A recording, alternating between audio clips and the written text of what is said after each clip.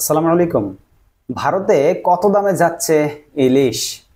দুর্গাপূজা উপলক্ষে ভারতে ৩,০০০ টন ইলিশ রপ্তানির অনুমোদন দিয়েছে বাণিজ্য মন্ত্রণালয়। তবে সর্বনিম্ন কি দামে রপ্তানি হবে তা জানানো হয়নি। গত বছর প্রতি কেজি ইলিশের রপ্তানি মূল্য ছিল $10 বা ১,১০০ টাকা। গত বছর প্রায় ৪,০০০ টন ইলিশ রপ্তানির অনুমোদন দেওয়া হলেও ভারতে যায় মাত্র ৮০২ টন।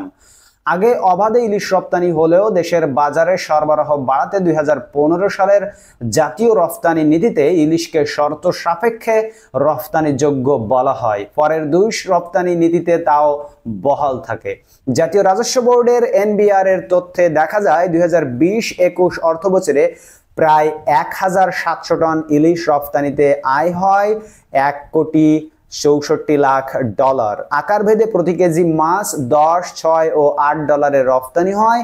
পরের 2 বছর ১,২০০ থেকে ১,৪০০ টন ইলিশ রপ্তানি হয়। প্রতি কেজির দাম ছিল $10 মধ্যে।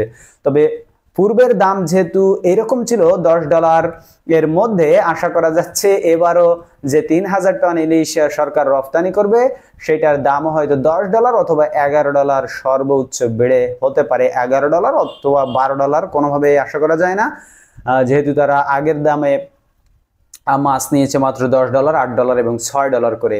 বন্ধুরা, আপনারা আপনাদের মতামত কমেন্ট বক্সে জানাতে ভুলবেন না। দেখা হবে পরবর্তী ভিডিওতে অন্য কোনো খবর নিয়ে। সেই পর্যন্ত আপনারা সকলে আল্লাহর রহমতে ভালো থাকবেন। এখন বিদায় নিচ্ছি। আল্লাহ হাফেজ।